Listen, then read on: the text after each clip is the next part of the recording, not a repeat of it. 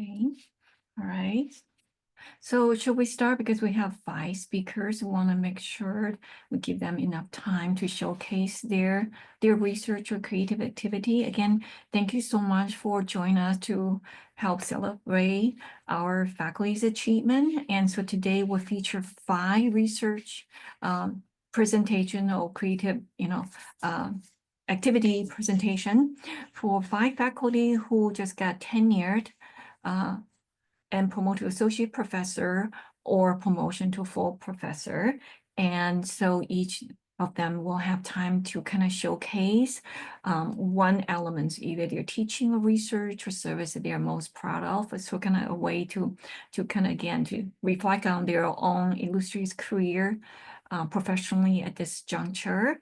And we also have our moderator, our facilitator, and also Professor Sweeney. He is serving on the college evaluation committee, which has a lot of work to do. So thank you so much, Professor Sweeney, for graciously agreed to facilitate today's presentation. So today's have 5 professors, Dr. Perez, Dr. Díaz, Dr. Rahman, Dr. Girshin, and Dr. Mumma. And then and Dr. Sweeney will facilitate the order of the talk. And we realize we have very limited time. So we actually also prepare a podcast for today's presenters. And some are I think we complete most of the presenters podcasts, and we'll continue to complete the podcast. So in case you really love their talk today and you want to find out more about their professional and personal journey, you could check the following link for their podcast. And these podcasts are available through Apple Music, Amazon Prime, and also Spotify. And of course, completely free. You just type, CSUSB Cal Talks, and you'll be able to find it for their podcast. And so in case you want to find out more about their professional and their personal academic journey as well. So now, without further delay, so then I will yield the floor to Professor Sweeney, who will then facilitate the rest of today's presentation. Thank you. Thank you, Dean Schwang. Hi, everyone. Welcome. So good to see you. This is my absolute favorite thing. I love Faculty Spotlight Day. And so we're going to each talk for about 10 minutes. I've posted the order of our talk over on the right. These are remarkable people, just remarkable. And we are so proud that this is what our college is offering up. This is what we are creating and producing and supporting. I like to think about when I, go to a museum and I'm looking at some amazing piece of art and the painting or the sculpture. What I do is look at the painting, but what I'm really doing is looking through the painting to the process, the person who made it, and the years they spent developing that craft, the years of effort and focus, and all that effort they brought to making that painting. You can see the wrist movement in the painting, and you can see their whole life. You can see 7 generations supporting them to that moment, and then 7 generations into the future. So today, when we look at this, the research by our really brilliant colleagues, let's think about all the work they did from childhood until now to be exactly who they are. All the work that their family did, all the work that the cultures that supported them and us carried forth and sent forth generation to generation, 7 generations backward and 7 generations forward. What we do really matters.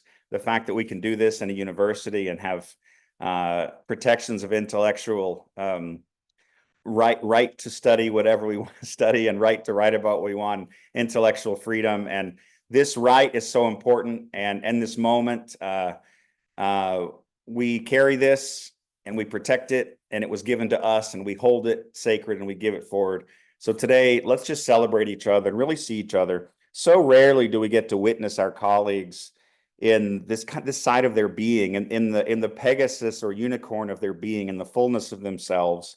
And I just love it because I find this very precious and very remarkable that we have this moment. So let's look deeply into one another and be very supportive. We're going to do about 10 minutes each, and then we'll have time for some Q&A. So as you're listening, think of some interesting questions to gather. These presentations are in an order that sort of flows together and ask questions of all sorts of cultural representation and framing and meaning and power dynamics. It's really rich sequence. Okay, it's rich sequence. So just think as you go along about some nice questions, and then when we do our Q&A, we'll have a good 20 minutes, I think, at the end to ask questions and talk, and the different panelists can jump in and share what they're thinking, and that will overlap, and we'll come away with more than we started with. This is a math question for Dr. John Mumma, but you know, we have 5 speakers, but we're gonna come away with the value of 777 speakers because we're all gonna pitch in together. Okay, so let's get started. Thanks for being here, everyone. We're going to start with Dr. Vanessa Ovalle Perez, and what I'm going to do is read each introduction at that moment, so it'll be fresh on our mind. We're going to have Vanessa Ovalle Perez, and then Bibiana Díaz, and then Shafiq Rahman, and then Tom Girshin, and then John Mumma, or Mumma. People say it different ways. Only John knows the truth. It's between John and his mama as to whether it's Mumma or Mumma. So, but this is going to be brilliant. I'm so excited. So here we go. Ready? Sorry for talking so long. I'm a very enthusiastic person. We're going to start with the great Dr. Vanessa Ovalle Perez, who is an associate professor of English at CSUSB, specializing in Latinx literature. She also serves as assistant director of our CSUSB's Center for the Study of Correctional Education, where she organizes and teaches prison education project, creative writing classes for incarcerated students. Wow. This is one of the most wonderful things I think that the whole English department is involved in. I'm so proud just to even know her. Her book, her breakthrough new book, Vasto Pensamiento, Vast Thought, The Words and Stories of Latinas in the 19th Century California Press. It's absolutely groundbreaking. Those are my words. Currently under contract with Amherst College Press. Dr. Ovalle Perez's presentation today is entitled Injustice Served a su Antojo, a California Mexicana's account of her brother's lynching. Please welcome Dr. Ovalle Perez. Thank you so much for that wonderful introduction. Chad, I really am thankful to be your colleague as well, and I'm so thankful that I was invited today to share my research. So yeah, let's get to it. I know we don't have a ton of time, so I'll try to be efficient. So here is my presentation.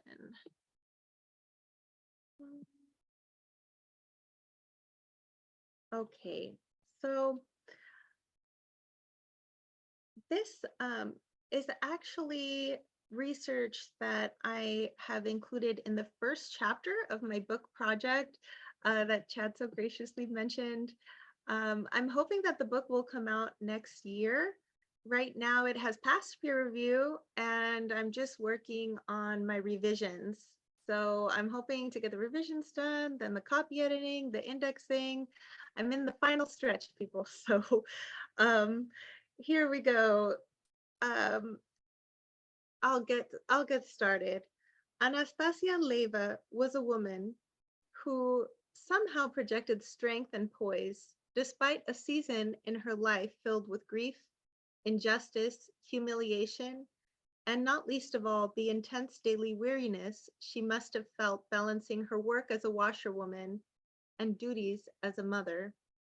She wasn't responsible for laundering just any clothing, but Anastasia lived and worked in a small mining town in the foothills of the Sierra Nevada mountains, Chinese Camp, where the vast majority of men were gold miners. Anastasia likely had no shortage of dusty, grimy, and mud-covered piles of laundry to keep her scrubbing, hanging to dry, folding, etc. Doing laundry was physically intensive, tedious labor, And in addition to the demands of her job, Anastasia also had 4 children to attend to, ranging in age from approximately 5 to 9 years old. She had 3 sons and 1 daughter. Andelia was the oldest, followed by Nicolás, Ángel, and Simón. Although Anastasia was born in Mexico, all of her children had been born in California. At the time of her brother Luis Leiva's lynching, she was in her early 40s and seemed to be unmarried. In her testimony printed in La Voz de México, her brother is the only patriarch she mentions in her life, aside from 2 male boarders who live in her home and were accused of horse theft, in her opinion, unfairly. Considering the fact that Luis ended up in jail on Christmas Day of 1873, in no small part because of his dependence on alcohol, her brother might not have made life much easier on her, even before his horrific death. And so this image is of the census for 1860. And you can see here, Anastasia Leiva's name is misspelled, but she is the head of the household. And her children and their ages are listed below. You can see that she was a laundress, like I mentioned, and that she was born in Mexico, and that her children were all born in California. With this picture of Anastasia in mind, it might be surprising that she took not just time and energy to craft a written response to her brother Luis's lynching, but also the leap of faith to believe that the injustice of his killing would be of consequence to the entire reading public of La Voz de México, a San Francisco newspaper prominent in the Latinx community of California. The narrative testimony written by Anastasia to describe and decry the lynching does not fit neatly into a recognizable literary genre. Her testimony might begin with the tempered reserve of a newspaper reporter, but it ends with an impassioned appeal for justice, ante Dios y el mundo civilizado, before God and the civilized world. She begins by describing all the details leading up to, culminating in, and following her brother's lynching, referring to him simply as Leiva, rather than by his first name, or mi hermano, until the end of the testimony. It isn't until the final 2 paragraphs of the testimony that Anastasia gets personal about the loss of her brother and the horrible injustice that has been committed. This is where she both demands punishment for the man who lynched him, Retes de Castorena, and sets the record straight when it comes to the honorable reputation of her brother, her boarders, and herself. It is in these final words that the testimony reads more like the closing statement of a prosecutor at trial. The journalistic care taken to describe the details of the case is intended to not simply inform, but to move readers towards judgment and action. Through this rhetorical staging of a trial, Anastasia generously affords Retes de Castorena a level of due process that her brother never received. And so you'll see here, this is actually the front page of La Voz de México. It was a San Francisco newspaper. La Voz de México translates to the Voice of Mexico. And it was, a Latinx newspaper that was really focused on the Mexican American community at the time. And here you have the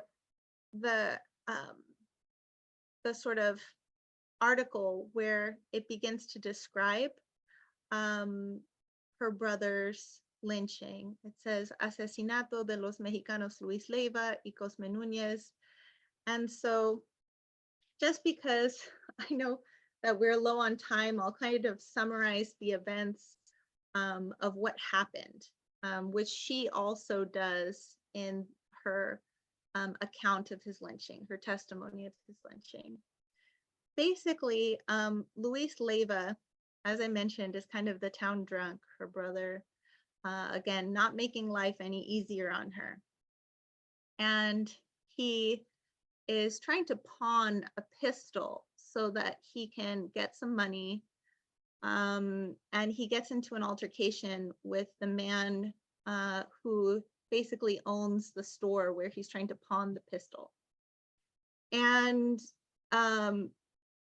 this lands him in the county jail. And well, the town jail, it's at the time, there's some discrepancy as to whether he ended up in a real jail, or at the time it was very normal, especially in these very, very small towns like Chinese Camp, to just end up in like the sheriff's house, you know, end up in somebody's living room, sort of sequestered.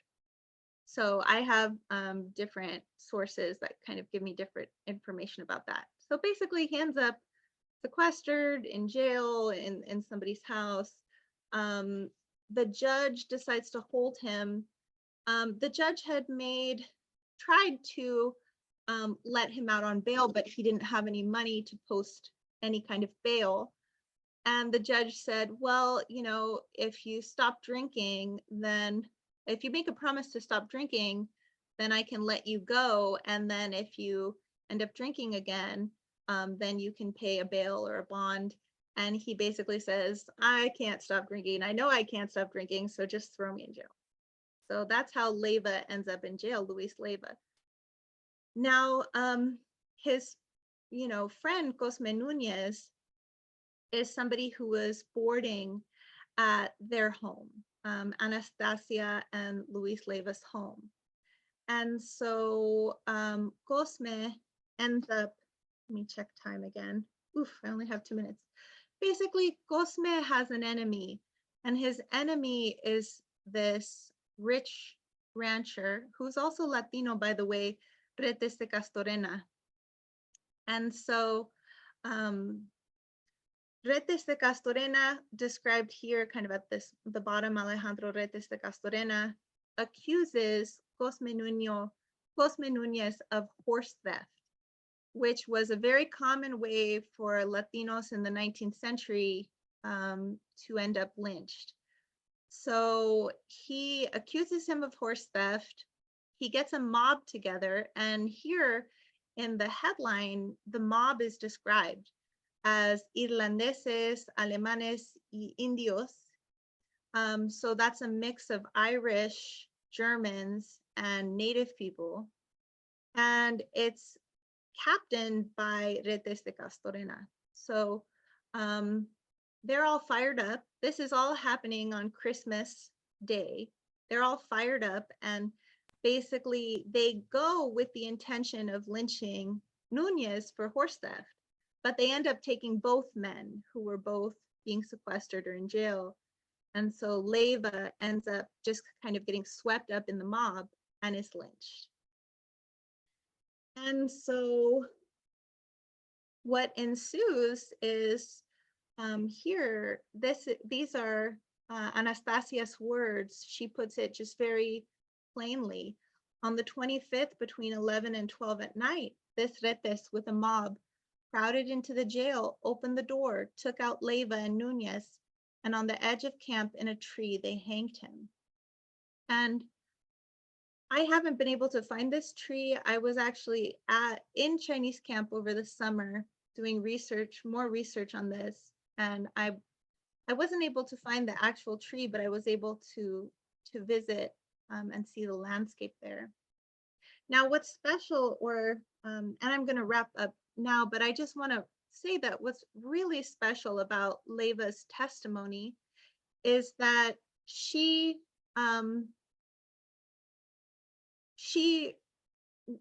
raised enough of a commotion in her community that they translated her testimony and they sent it to the Secretary of State of the United States.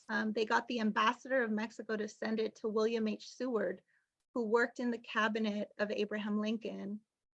And they demanded justice for Leiva and Nunez. And you can see this is correspondence from Washington between Seward and Mr. Romero. Romero is the ambassador to Mexico. And William H. Seward actually responds. He promises that he's going to contact the governor of Mexico and inquire about this. Whether he does that, I don't actually know. I've done research and I haven't found anything, but of course we can't speak from a place of absence. And so at the end of the day, it's just incredible to think that a Mexican washerwoman, single mother, said something like this, made a testimony, demanded justice for her brother, and her words actually made it to the desk of the Secretary of State of the United States. And so I'm continuing to do research on this. I'm hoping to get sabbatical next year so that I can finish my book and everything. And we'll see how it all works out. Thank you so much for your time. Woo!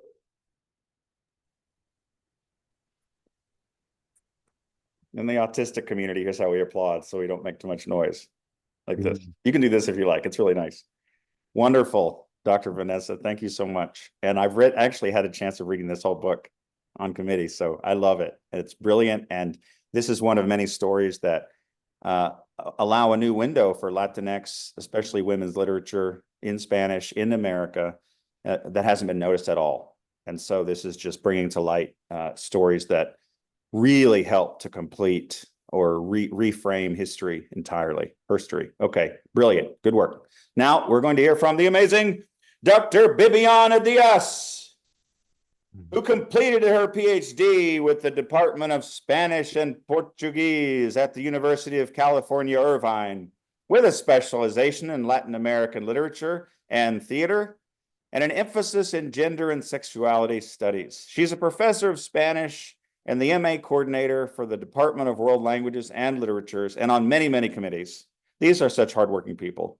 She's also the director of the student theater group Acto Latino, Teatro Universitario en Español, where she works on plays with her students and presents them in theater festivals in Colombia, Cuba, and the United States. Wow!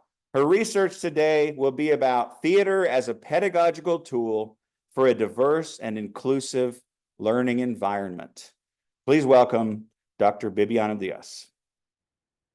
Thank you. Thank you, everyone. Let me share my screen. Can you hear me? Everybody can hear me okay? Okay, perfect. Perfect. So let me put my timer. Okay, so I always a big advocate about theater being a therapeutic tool to help all my students, either in any class that they wanted to be, either in literature or whatever class they wanted to do. So I always advocate that theater will help us not only at the university level, but also outside in the real world. So we start our trip working with Luis Valdez. You will see the PowerPoint will go passing in a loop. We were working with Luis Valdez, who is a wonderful advocate also for the Teatro Campesino. And for those who doesn't know, Luis Valdez was also a Cal State student from San Jose, Cal State. So we invite him, we contact him, and we invite him to celebrate our 50 year of anniversary at the university. And he came and we were doing workshop with the students, and in there we start working on Acto Latino plays. So we have many of the plays that we were together, and we start doing the Teatro Campesino. And today I'm going to be talking about how this amazing Acto Latino Teatro Universitario, who was born in Cal State, San Bernardino, now, for example, has another chapter in Cal State in La Universidad de Carolina, Pembroke. So here is we visiting now Acto Latino in Pembroke University, North Carolina. So we hope the Acto Latino keep growing like a little seeds that were born here in the San Bernardino. Okay, so what do we do in the club? We write plays, especially based in the students' own stories. We get together in a collaborative creation. And we start talking and discussing. We do like a table work, and then we discuss what are we going to be talking about, what are the topics that they really need, that they have the feel that we need to start working in a specific moment of the semester or the history, right? And these connections that we do during the work process of the plays help us also to develop their contextualization in their culture, will help them how to become a better teacher using this theatrical pedagogy in their classes as well, and also promote cultural diversity, not only in their classes, but also in the real life, will open their minds and blah, blah, blah, all those things that we already know, and we don't have just 10 minutes to talk about. And then we have put together Los Vendidos, the sellouts in English, and with Luis Valdez, he also allow us to kind of like update their plates, and then with the updating their plates, we can create new characters and we can make it like a more current. After that, we also create our own plays. This one is El Cruce de los Sueños. In El Cruce de los Sueños, the students were talking about their own migration experience, not even their own migration, but also of their relatives and their parents. And they decide to do like a symbolic wall, because back in that time, Trump was talking about the wall, and the wall here, wall that, so we needed like the need to create this symbolic wall in a play, and what that the wall represents. So all the students will have a story to tell and bring their own things that belongs to their own immigration story. The last play that I was really going to introduce you today that we are working on is Cosechando las 15 Primaveras. This is one of our students, and the one in the background is her mom, who is also a farmer worker. And then we decide that there has been so many plays and so many books and so many things written about the journey going from Latin America and Mexico to the United States. But there has been a very little talk about what happened with the students, or what happened with those children of those immigrants once they arrive to the United States. So all the students start sharing their experiences, how, for example, in the school district, they will title as a special aid students just because they didn't know English as a first language. And this made them go or fall into special aid classes and will forbidden them to study elective classes. Hence, they never learned to play an instrument. They couldn't even belong to the band of the school, neither a sport or cheerleader, so etc., that a student, regular student, will have the right to be, because they cannot have any elective but 2 blocks of English classes in the regular schools. Also, all the discrimination between the school system, and not only that, not only about the school aspect, but also in their life. Many of the children of these immigrant workers, they have to move following the crops, and they have to move, like, for example, to Fresno, to Bakersfield, whatever, the strawberry is ready, so they have to move with this. The tomatoes are ready, so they have to move. So then the students or the children of these migrant workers will have to move following their parents as well. So they don't take many of, for example, experiences that regular students, so they don't have, for example, their quinceañera, which one is an important aspect of the Latino culture. So they will never get to get a quinceañera. They will never sometimes even get to prom, or they call it the homecoming, etc., etc. So now you get the idea where this last book, or the idea of the last play, comes from. And then we were working together with the students to do this play. Unfortunately, pandemic hits, but we were so lucky to send our proposal out. And for example, now in June, we had been invited to present our play in Colombia in a theater festival in June. So now I take the opportunity to tell that the castings are open. So please send me students if they want to be part of the theater, and then they can audition and we can put together this last play. They call it Cosechando 15 Primaveras, Nurturing 15 Spring, because it is like a metaphor and an analogy of the work that they do in the fields. Also analogy and a metaphor of 15 Primaveras, which is the quinceañera, or the 15 years that the Latino and the Hispanic community celebrate with the girls. So let me see, I have 1 minute to spare, so the other participant can take it. And thank you so much for listening. And please, please include theater in your classrooms, because it's a therapeutic tool to deal with any trauma and to boost self-esteem in your students. Thank you. Oh my God, incredible. Woo! Whoa, let's have a big round of applause. What incredible work. What incredible work. Absolutely inspirational. Oh my God. To imagine that this university and the work of Dr. Bibiana can affect so much change and reach so many people, not only here, but all over the world. This is why I love our university so much, and I'm so proud of the work we do. It really is this good. We just don't know it because we don't know what everyone else is doing. So we're always sort of like depressed that the world is falling apart. But the fact is, we have such good people doing good things all around us. So I hope we can start to work together more in our college across departments and do more projects and get our students together, especially. Can you imagine in other departments how wonderful it would be if we could be going to that play in particular? And cosecho is like sowing seeds, planting seeds of the 15 of spring. Beautiful. That play will plant many seeds. Okay, next up is the incredible Dr. Shafiq Rahman. Dr. Shafiq Rahman. I wish I was a radio host.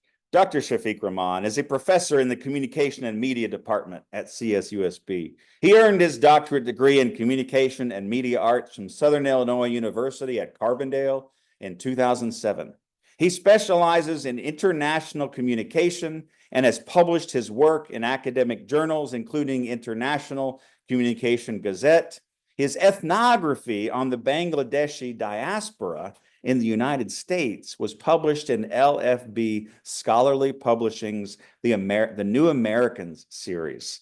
Dr. Rahman's presentation today is on the invisibility, trauma, and representation, a personal journey to my research. Wow, I can't wait to hear this. Please welcome Dr. Shafiq Rahman. Hello, Chad. Thank you very much for this very nice and enthusiastic introduction. Let me share my screen quickly and start talking. Okay, just give me 1 second. Okay, so I want to welcome everyone to my presentation today. My name is, as you know, Shafiq Rahman, and I'm a professor in the Department of Communication and Media. I will go to my research, but first I want to make a few comments on some of the key terms that I used in the title of my talk. This is the first time I am using trauma to discuss my research. And I'm finding now that I have always been under that trauma, but I did not realize it fully, almost akin to an undiagnosed condition. I'm a first generation immigrant, and my works entail immigration lives, especially the lives of Bangladeshi diaspora in the United States. Generally, immigration carries a sense of loss of home and culture. So it has always been there, but I am realizing more and more now that it was more than a sense of loss, but it was a trauma of being a brown person with an Arabic sounding name in the United States. I will come to this part later, but let's talk about the invisibility part. I think in my book, I have used another terminology that is obscurity. This is the sense that you are not there in the physical and mediated spaces. I remember when I read Jhumpa Lahiri's book, Namesake, which later became a movie, for the first time, I became excited to see that one of the main characters, Ashok, is like me. He came to the United States with his family as a Bengali graduate student and went through all the struggles that first generation immigrants go through.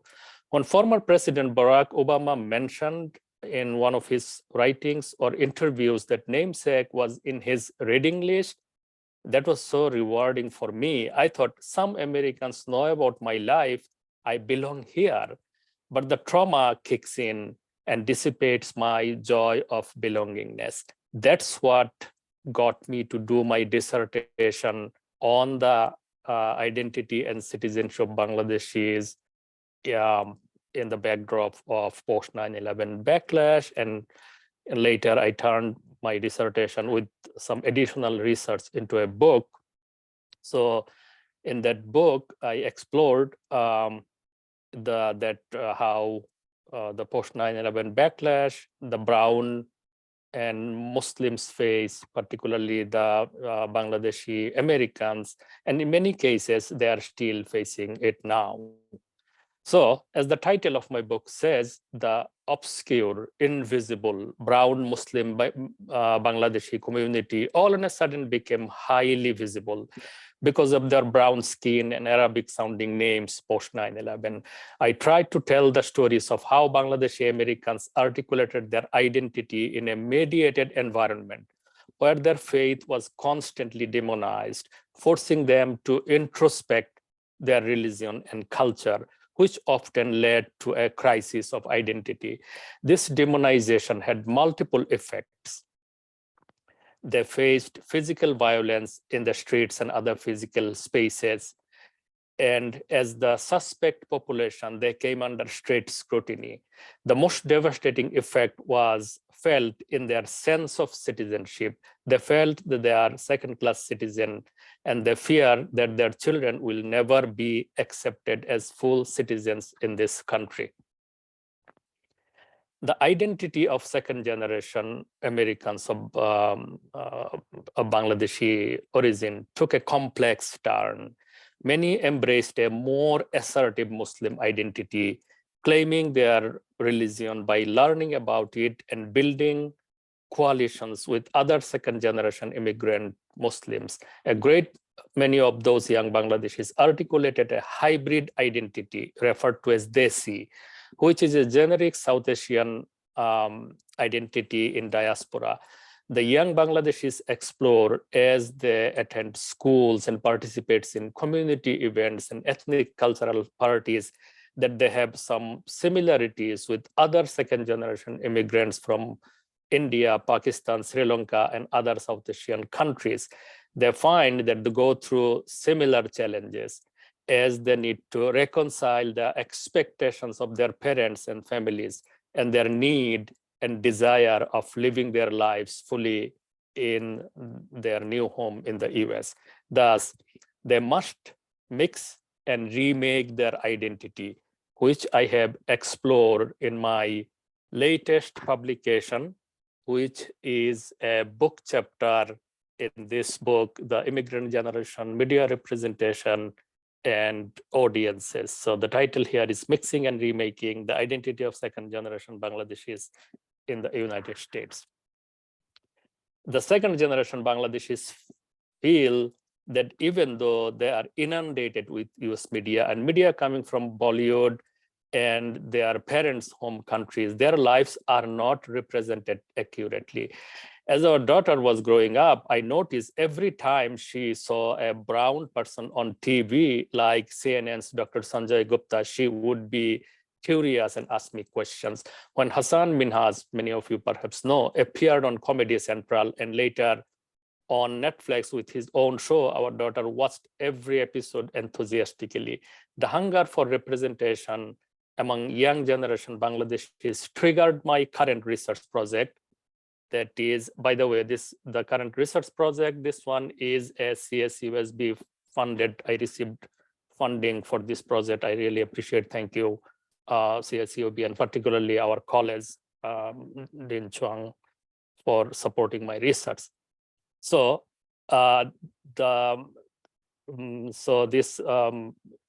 Netflix series, Never Have I Ever, and the identity articulations of second generation Bangladeshis.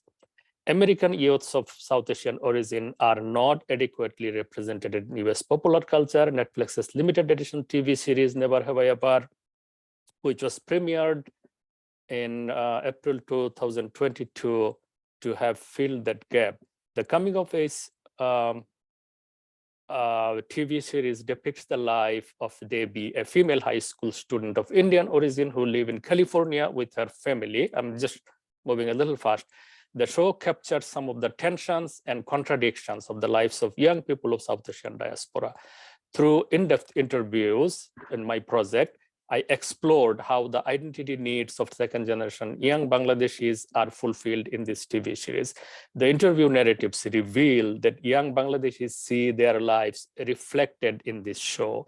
They're thrilled to see that a young woman with dark skin is the main character of a show geared toward American audiences. And the character is cool and desirable. The thing the thing shows like this would normalize their lives in the United States, and then wished that there were more shows like this available when they were growing up, when they were in middle school or high school. Now, I know I was probably running out of time. Let's come back to the trauma part again that I referred to in the beginning of my talk. Post 9/11 backlash, and the brown Muslims, such as Bangladeshis, they faced backlash within the United States. In parallel, brown Muslims in many parts of the world found or faced lethal violence as America waged that so-called war on terror. I remember the trauma that I went through when I watched the death and destruction in Iraq and other countries the US invaded. It hit me hard to see how the politicians and media talked about or ignored the lives of brown Muslim people. This trauma resurfaced when I witnessed the ongoing death and destruction in Gaza, which many are calling genocide and ethnic cleansing of Palestinian population. This trauma led me to start working on my latest project on TikTok and Gaza. Okay. I never thought that I would work on this project because TikTok is not my area of expertise. But again, trauma led me to this project. I'm very familiar with US-Israel relations and the cultural and mediated environment. So I will not go there, but I will just mention that I decided not to expose myself to these so-called mainstream media, and so looked for alternative sources and found TikTok. I was amazed to see that how these young TikTokers talked about this issue. I found refuge there. I spent hours watching videos, literally crying with them. So I was spending time there. As I was spending time there, I thought that I must document this. I had a feeling that it was a way bigger and more consequential than people are realizing. TikTokers are creating a huge dent on the narrative created over the years through money, influence, intimidation, in some cases, brute force. So I began to keep an ethnographic journal and record my thoughts and reflection. And also I downloaded and transcribed many of the TikTok videos. I began to read books on TikToks and found this is an immensely powerful medium. I have reached out to other colleagues for collaborative work on this project. I have presented my early findings in the Arab Studies Quarterly. which in the previous show, the Arab Studies Quarterly, which our own, the study of the Muslims and Arab worlds organized this year on our campus. And currently I'm working on a journal manuscript on this topic. And also my final comment is that I'm finding this trauma, this personal trauma has shaped my research project. And also I think it is kind of changing me as a researcher. I am beginning to understand that, I am moving toward more along the line of social justice, building network, becoming member of different organizations. And so that's where I want to end my presentation. We'll be happy to answer any questions that you might have. Thank you again for being patient with me. Thank you. Woo! Amazing. Dr. Rahman, thank you. This is such important work, and I can feel how important it is to you. And again, it's such a testament to how our university really is a living, moving research document. We are continually being fed by the world and feeding back to the world. And I love the resilience and recognizing that TikTok is where the energy was. And even if academia doesn't even recognize TikTok, to go right into TikTok and gather there and find the community there, that's incredible. So this is so exciting. I can barely stand it. I can't wait to talk to you more about this work. I'm really sorry that you have suffered, and we are so supportive of you. We are with you. We are supporting you in solidarity, and things are going to get better. At least here, we will protect and defend and support all this. And we're grateful to you and to all of our brilliant, brilliant Muslim American scholars and professors. Thank you for your important work. Okay, next I'm gonna introduce the incredible Dr. Thomas Girshin. Is he Dr. Tom or Dr. Thomas? He's both and everything in between. Dr. Thomas Girshin is a professor of English who teaches courses in rhetoric and writing. He's the author of The Creative Argument, Rhetoric in the Real World, a comprehensive introduction to argumentation and argument. Again, very cutting edge work in the field of rhetoric and again, representation. So much of what we're interested in is framing, reframing, making language work better, making language work harder, making language more true, threshing language to its highest light. And I can hear this in all of the work that we're presenting today. Tom Girshin is his new book. It's brand new out, suitable for first-year writing and advanced argumentation courses and courses in the rhetoric of literary nonfiction. His current project is an analysis. This is something else he's been working on for years. It's fascinating. An analysis of everyday resistance in the letters of Gulag prisoners under Stalin. These are letters that were allowed to come out from the Gulag and be read by family members of prisoners who were sent away to suffer and starve in the Gulag. And so again, finding meaning where it's been overlooked, finding meaning where it's been ignored, and bringing it to light, and it changes our understanding of the world and history, and certainly this moment. He'll be presenting on this research today. Please welcome the great Tom Girshin. Thank you for that, Chad, and thank you to everybody for putting this together, for inviting me to be a part of it. It's been absolutely fantastic to hear all the really incredible and exciting work of my colleagues that I've heard already. So I decided, because I presented before on my Gulag work, and that is still ongoing, and it is something I'm very excited about. But it's not an easy question to present on one thing I'm excited about. I'm excited about a lot of things. Teaching and working with students and the Gulag work, and also my new book that just came out. And so I thought I would actually talk about that new book, the Creative Argument. And I hope you'll forgive me. I don't have anything super formal planned. I just thought I would kind of talk a little bit about where the project came from. And why I find it exciting. so I've been teaching argumentation now for many years, for I guess, well, over a decade now, and I've always found it very interesting, very engaging, and it's something that my students also, I think, get a lot out of.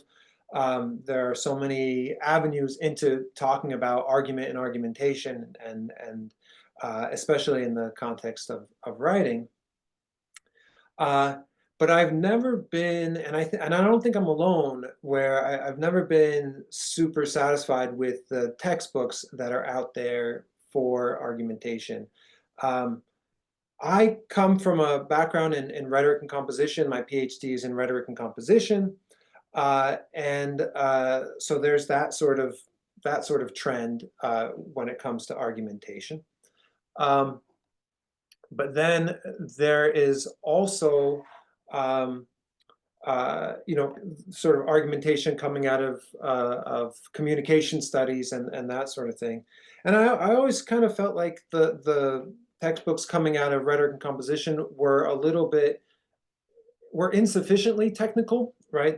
I think one of the most well-known textbooks in composition and rhetoric when it comes to argumentation is Everything's an Argument. And I was like, well, no, right? Not everything is an argument, right? Argument is a technical term, and so I wanted to have that technical approach. And then with a lot of the works in communication studies, I almost found it to be, you know, the other end of the spectrum, where they were so technical that students sometimes found it challenging to kind of wade into those waters, and also in order to kind of explain those really technical principles, sometimes used examples that were kind of made to order and kind of watered down. And so I thought that, well, my own approach for the last several years was to just kind of put together these texts, like we all do, put together, you know, readings that we like, essays that we like, that work, and kind of put that together. But as I continued to teach the course, I thought that I would like to write a textbook that sort of fills that niche, and so that's where the creative argument kind of comes in. And what I tried to do in the book is situate the principles of argumentation around real world texts. So I would take, and so that's one of the things that I'm excited about in the book is the texts that are in it. I think I chose texts that really resonate with students. Essays like, I have a copy here, but essays, you know, some really classical texts like, I don't know, I have Gorgias's Encomium of Helen in here. I have The Ballad or the Bullet by Malcolm X.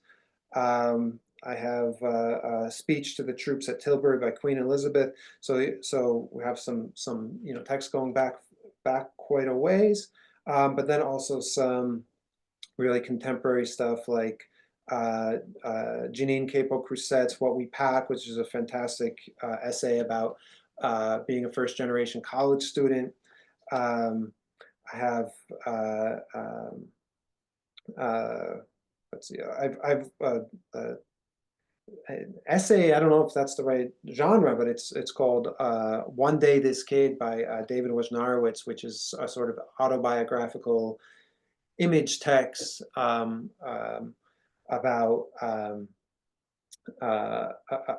sexuality, and especially and transgressive sexuality particularly. So the texts, I think, in the book are really just ones that have really resonated with my students, and that I think have worked really well. But the idea of the book is that you take an essay like that, you take an essay like one of those, and you use that to explain some principle in argumentation. So, for example, that untitled "One Day This Kid," I use that text to explain or to introduce the principles behind argument from sign, right? So what is a sign argument? How do sign arguments work? What are tests of sign arguments? But it's all kind of organically, or I try to organically kind of put that into conversation with this particular text. And students have, like I said, really taken to. I have to leave at 1 o'clock, so I'm going to wrap up a little bit early. Students have really taken to the book, and I feel like they've also really benefited from having these really specific examples, these sort of real world texts where they can kind of get a sense of those principles in action. So yeah, that's all I have to say about that. But I appreciate you all giving me a little bit of time to talk, and we'll see you all later. Thank you. Yay! The great Thomas Girshin. Woo! I love the way this book is created, and again, so live, so of the moment. It's liquescent with connectivity. It's like borderless. The book is all things. And again, this is our university. I really like what we're doing. I wanted to, again, really quickly, before I announce Dr. Mumma, the amazing, I wanted to thank, because I've been remiss in announcing the importance of the great Ray Schwan, our dean, and also the great Perez Dufez, our associate dean, is that what you call it? Yeah, associate dean. And thank you so much for all of your work in our college and for supporting us and for holding this event. And I also wanted to thank the wonderful, some of the people I know in the office, like Diana De La Cruz, and Emily McKellar was really helpful in setting this up today too. And so I just love going in that office. Everyone's so nice, so smart, so helpful. And it's all because of this great leadership. So it all happens. So many of us play a different role in what we do, you know, how we make this work for our students and for the world. I'm really grateful for all of you. Thank you, Dr. Girshin. Brilliant stuff. And now we're going to introduce the great Dr. John Mumma. Dr. John Mumma has been a professor in the CSUSB philosophy department since 2012. His research is in logic and the philosophy of mathematics.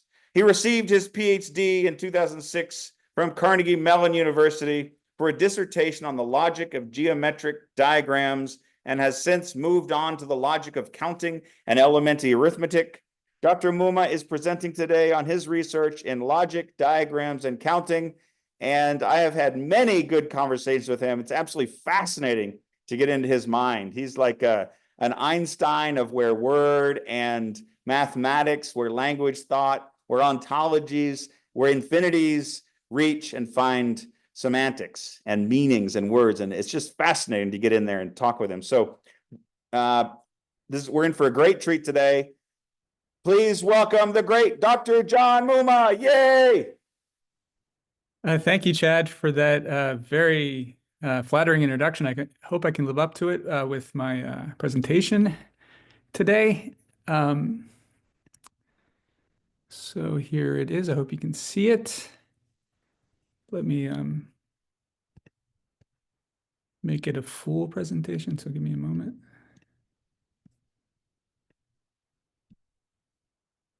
Okay, so I want to start off with the, okay. Having trouble figuring out how to go to the next slide. Okay, so start off with the intro that I submitted and Chad just read. My goal for the talk is to explain what it's talking about, the bio. There's a lot of things in there that I don't really think would be generally understood. And there's no reason to expect it to be generally understood.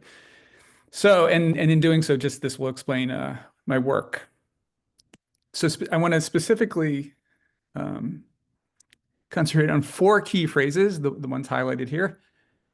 And so my talk will specifically go through these 4 phrases and just try to give you some sense of what they're referring to.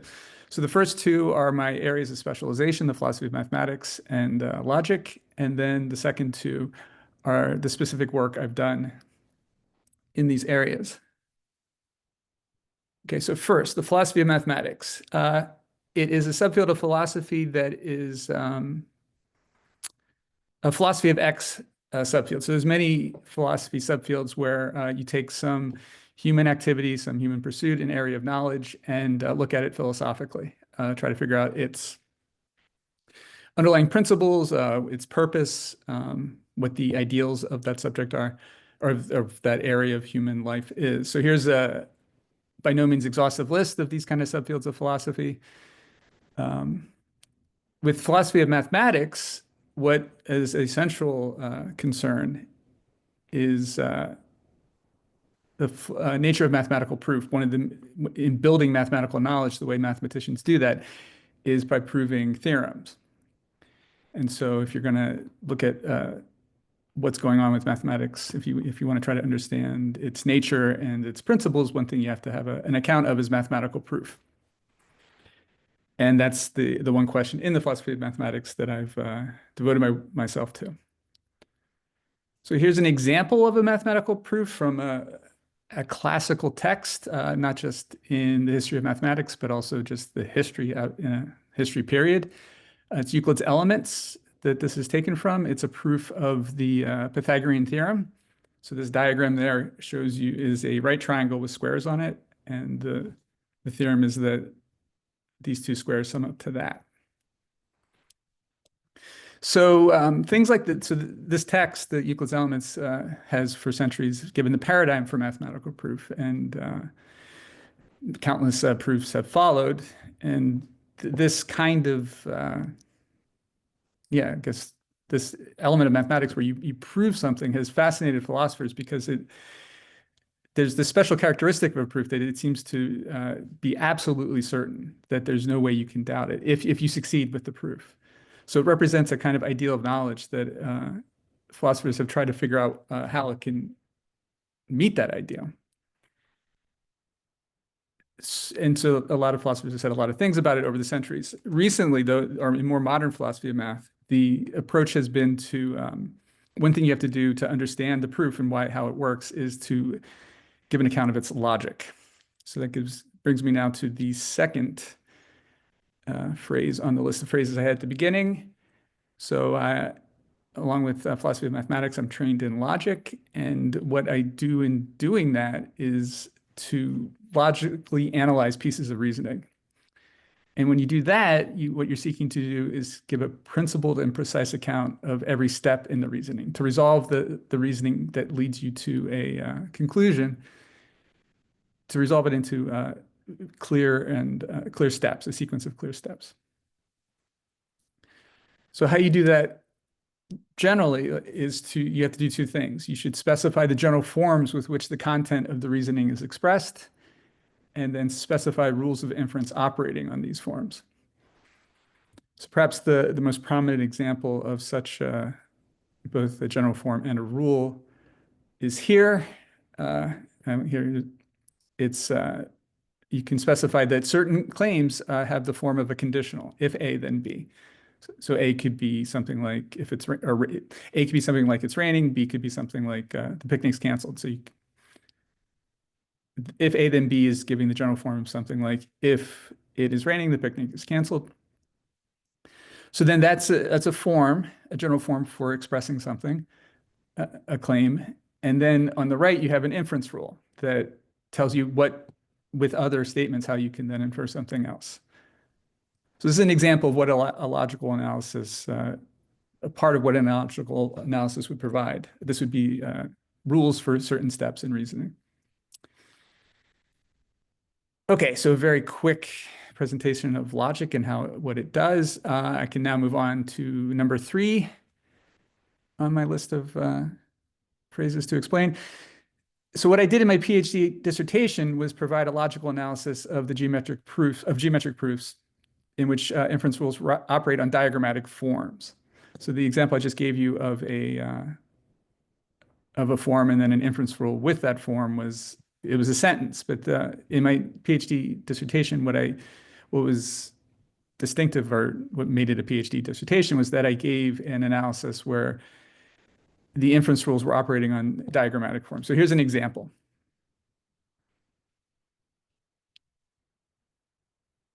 Here you have, this is a form that you see on this thing on the right. The thing on the right I didn't explain, but that was, if you remember, was in the example of, or was in the proof of the Pythagorean theorem. So within that diagram there, you have a lot of configurations and a lot of things that you can look at and pick out. And so one thing you can look at, you can see there, is the configuration I have illustrated here, which gives you one angle contained within another. So a rule, an inference rule involving that form is given here. If you see that configuration, you can then infer that one angle is less than another. So the dissertation was filled with rules like these, and it specifically the focus of my analysis was Euclid's Elements. And that text, the standard story for that text was that the proofs were, it was really, from the modern point of view, like, which this happened from like this point of view on Euclid's text emerged about 100 years ago, 150 years ago, that it was a good first attempt at giving rigorous proofs where every step is clear and laid out, but it was bad because of the diagrams. That was where things got fuzzy and unrigorous. So what was a contribution or significant about my PhD thesis was that it actually showed that you could work with the diagrams as in a rigorous way, so that it wasn't just this unanalyzable intuition that was going on when you use diagrams in proof, that there was actually some logic that you can analyze there. So, but with the standard story that I was just referring to, is that if you're going to resolve a proof into these basic steps where you have inference rules with each step, you have to, the steps have to be characterized in terms of sentence form. So the big breakthrough of my work was just to figure out that how to do this with diagrammatic forms. So at the beginning of this event today, Chad mentioned how you look at a painting and there's like so many years behind it. There was so many painful years as a grad student trying to thinking about elementary geometry until I had this idea of how to characterize diagrams and formulate inference rules in terms of them. And it's not just a curiosity that, well, you can use diagrams and logic. It's actually, I would argue, much closer to the actual logic of the reasoning, how the proofs are understood. I think it's been a long time for all of you since you've had high school and you've looked at any kind of proof like this. But if you remember, or have any memory of that, you would remember that you can't understand the reasoning without the diagram, and it doesn't matter how much of an expert you are. So this work, what it served to do is actually bring logic closer to how we actually understand the proofs, or people actually understand them. Okay, that was number 3. I'm going to move now on to number 4 on the list. This is my current work. So I've moved on from geometry to elementary arithmetic, and working on a logical analysis of elementary arithmetic, where the practice of counting, principles governing the practice of counting, are fundamental. That's the starting point. That's because it gives the framework for the analysis. So here's a picture to try to explain the project. On the right, you have a very basic statement of arithmetic, or an equation of arithmetic. If you're going to do a logical analysis of arithmetic, elementary arithmetic, you have to give an analysis of how statements like that are proven and how they allow you to prove other things. So that would be the phenomena that you're looking at if you're going to give an analysis. On the left, this is just a picture to try to convey the act of counting, which we're all familiar with. We do it all the time. You have some objects here, like apples on a table, and you want to figure out how many. You say, or maybe you don't say them, but maybe in your head, you go through some number words and you get the quantity after you complete the process of counting. Something very simple, something we figure out how to do when we're 4 years old or so. Simple math. I don't know. No, it's not simple at all. I take that back. It's something we're very familiar with, and it's very fundamental to living, but it's not simple. It's a very sophisticated act. So what with this work, have given an analysis of all that's involved in that, drawing on cognitive psychology, all that's involved in that act, and then coming up with principles based on that analysis that then can be used in the logical analysis. This contrasts with existing logical analysis of elementary arithmetic, which philosophers of mathematics are really fascinated with elementary arithmetic. So this is partly why it's been interested in this project. But in these existing logical analysis, there's no attempt to try to connect arithmetic to counting. And it's for this reason I argue that these analyses are removed from our everyday understanding of what arithmetic is about.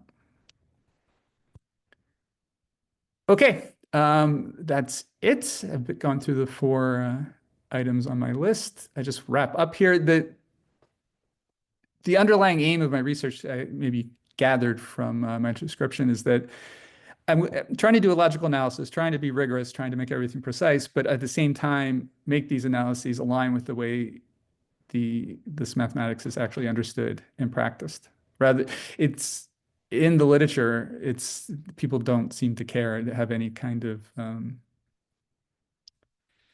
they don't feel constrained to make the analysis close to actually how mathematics is actually thought about. And the point of my work is to actually do that in giving a logical analysis. So then just with geometry, this means illuminating the logical role of diagrams, and then with arithmetic, integrating the way we count into its logic. So thank you very much for staying to hear my talk, and also to listen to someone talk about mathematics. Yay! Thanks, Dr. Mumma. Yay! Oh my God. No, this is absolutely fundamental, again, to the breakthroughs we need between consciousness and symbol systems, or semiotics, or signs, as Girshin was talking about. We're all doing these different areas of how meaning is created from consciousness, experience, memory, and even Dr. Rahman is including collective trauma as part of meaning making, and then how do you register meaning from that? So when you work on, this is a big deal to me in disabilities, is that a lot of what we need to try to do is understand consciousness and all the places where meaning is passed, translated, or obstructed in different areas of mind, between auditory processing and then logic making, and then visual processing, and then some kind of diagram logic making. So Dr. Mumma's work, it seems to me, is getting right to the heart of where the written form of logic has taken dominance or precedence in a very Eurocentric way over the visual form, or the place in the mind where thought occurs, and trying to align meaning and semiotics and language systems to the way thought works. In your words, the way it's understood. It's really brilliant. So all this work is fantastic. Let's give a round of applause for all of our brilliant speakers. Woo! And now we're going to invite some questions. If you'd like to speak them, I can't see everyone. I'm not sure how I'll call on people, but you can speak them, or else maybe right over in the side, or if we can change our view, Emily, if we can change our view, not to speaker view, but to where we can see everyone at once, then maybe we can do hands up. Maybe that would work. I'm not really sure how to best to do it, but you can also write a question on the side, and we'll kind of go through and think about them. We've lost 2 of our people to teaching, which again, this is who we are. We are professors by day, and at night we're like Batman and Robin. We go out, solve crimes, and save the world through research. So 3 of us have been taken away into the world, or 2 of us, but 3 of us are still here. And let's just think about what we can do to create meaning together. And I've noticed some comments like Andres Urbe here says, I think I should take an arithmetic class to see the logic I never got to learn in school. And I'm reflecting on the importance of resilience and teamwork. I love that comment. A big hug to all of you. So what we can do together, both in collaboration and in thought, is the sky's the limit. I almost feel lonely in each of our each of our individual knowledges. I wish we were working together more directly. I know we don't have time for that, but I sure wish we could. So what are some questions we have?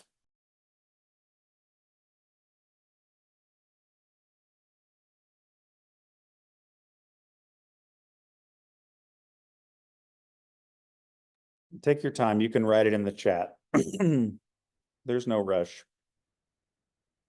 It's a lot to take in.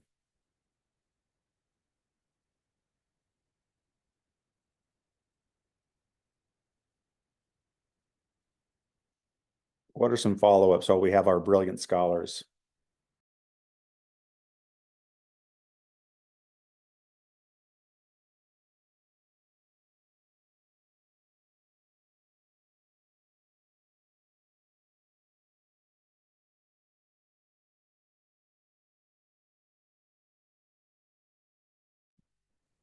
Okay, let me ask Dr. Bibiana until I see another question. I'm just going to ask my own.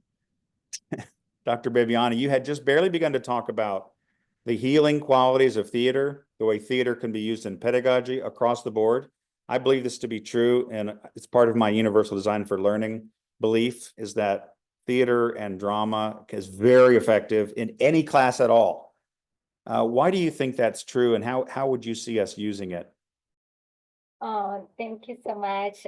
Thank you everybody for being here and everyone to open this amazing space. I was just so happy that I was identifying the students in the audience. So I would really like, oh, can the students please talk about, but they just write down that they have to go to class.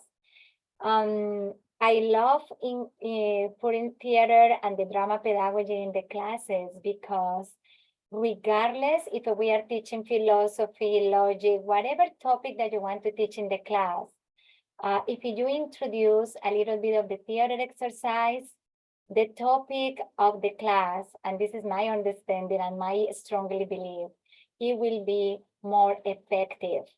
The students will acquire the topic in a more effective way because many of the students, when they are in the classrooms, they have this anxiety level going up, especially when we are talking about language as a second language classes or language, foreign language classes.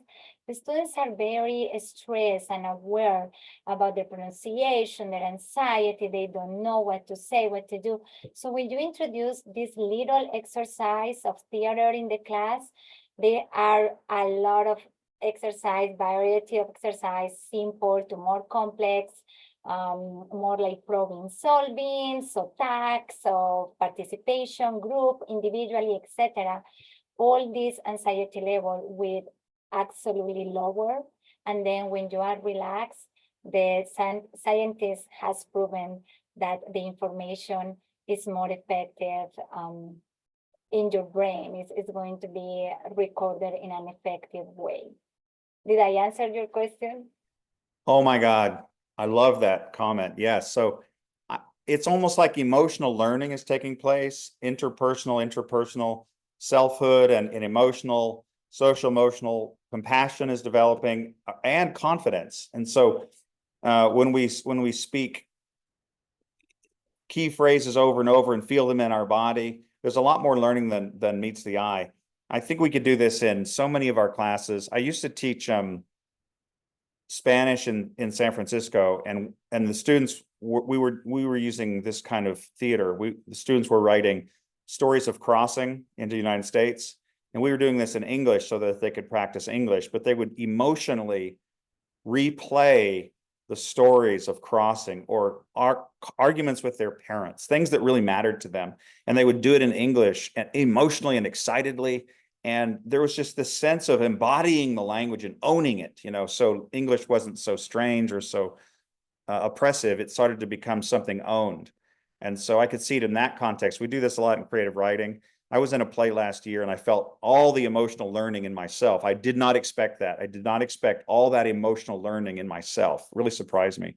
So I can see that. Yes. And so, yeah. Richard, and at the end, who are we? We are teachers, we are professors, and at the end, we are perfect actors. So when, your mommy has passed away, or you had the most amazing, horrible news, you just find out that you are sick, etc., etc. But once you cross that door, the classroom door, you have to embrace your role as an educator, as a teacher. There is no more, oh, my mother just passed away and I'm mourning. So who are we more than the most amazing actors in the world? Brilliant comment. Brilliant comment.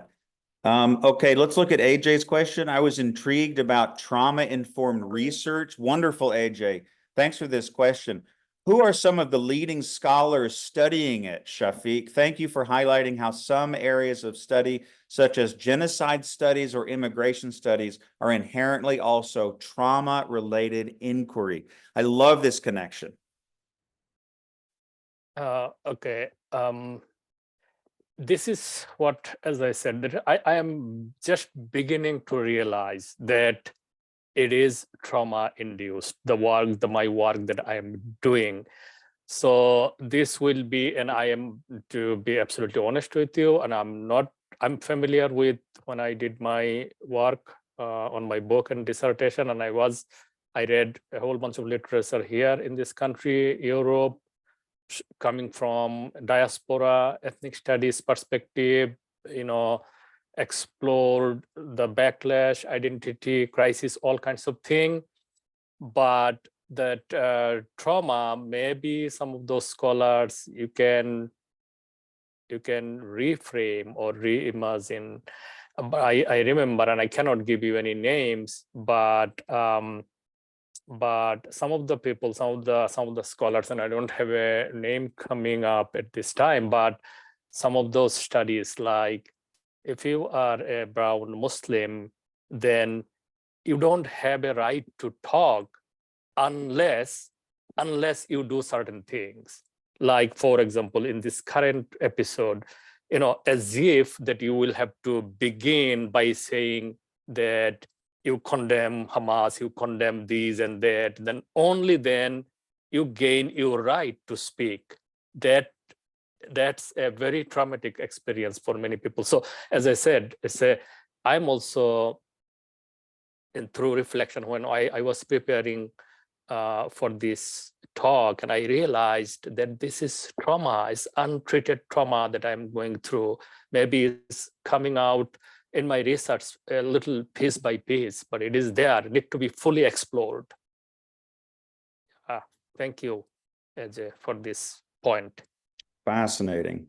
And a lot of times we think about trauma as a wound in childhood or a wound in adolescence.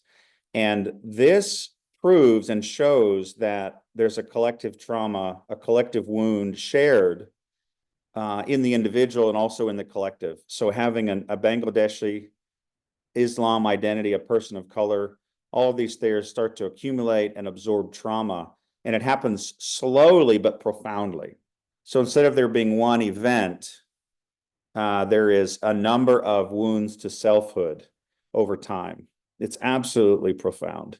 So this work is not only for one man, one person, but also for millions. So thank you for this important work. I see a question from who else? Tim Akers asking about Professor Mumma obtaining funding. He says no, he doesn't have funding yet. Dr. Mumma, will you share with us an example of something that was extremely challenging for you when you were creating your breakthrough on learning how to see diagramming in proofs, when you were at that moment of grad school and you had this breakthrough moment and there was this rush and this acceleration? What happened right there? And again, this is so important because in the same way that Euclidean truth is built on an effort to be absolute and right, Trump is degrading truth, literally breaking apart all architectures back to dust, not only degrading truth, but the fundamentals and institutions of truth itself. So whereas logic is built up on one side, there's this anti-logic that's destroying it. And so I see this work as fundamental to what we're all doing. So where was your breakthrough? I'm really interested in when you suffered and then when you got excited. Yeah, I had this PhD project. It was and it was stuck. I was having trouble finding a place for it, and it was looking kind of scary that it wouldn't come together. But then I had this idea about how to it's kind of technical, but how to be able to represent diagrams generally. And then everything fell into place. and then that's what that moment is pivotal to me being here right now. And I remember the first time presenting the work at a workshop for specialists, and I was very, very nervous because there's just, in my field, there's these very big names, and in my field also there's bros, like they can be bullying about logic, like they can say you don't understand. So I was just terrified, but it was a wonderful success. People took it to be yeah, a different take on things, a genuinely novel way of looking at things. And so it was yeah, that's my memory of the I guess the before and after. The before was just the suffering and worry as a grad student, but then it all coming together. I'm sure that was an exciting moment. I'll bet there were tears. And in every field there are bros. I like the way you said that. Bros who have a stake in defending the entrenched positions of yesteryear and who don't want us to make progress. And so your transition to diagrammatic logic, I can see that as centuries of building on that. I can see that as transformational, and all kinds of work can follow. And so I'm sure some of that's already happened. I wish we could talk about that. Someone's calling me, but I'm not going to answer, but it's way over there, so I can't get it. So if you hear a phone, it's in my house. Don't worry about it. It's not in your house. Okay. Wonderful stuff. And I think we're reaching the end of our time. I'd love to go on and talk about this forever, but again, this is who we are. What matters is that we know each other, we see each other, we feel witnessed. The work is hard, the work we do is difficult. It's easy to feel alone and isolated. It's easy to get depressed. It's easy to not sleep at night, but what we do matters. I swear to you, I promise to you with both hands and all my fingers, and they're waving like this. What you do matters a lot, and we are grateful to you, and we see you. And so let's give it up. Let's have one final great applause. Woo! Thanks for everything. And I'll stay here just to visit if anyone wants to stay, but otherwise, feel free to go and have a wonderful rest of your day. See you later. Thank you, Chad, for facilitating our presentation today. Thank you for your enthusiasm. And thank you all for the presenters and the audience for staying. And also thank you, Emily, for helping us organizing today's fantastic presentation. Thank you all. And I look forward to hearing more fantastic news about you receiving your grant, your funding, as well get your article published. Congratulations to all your work and your accomplishment. Take care. Bye-bye. Thank you. Thank you.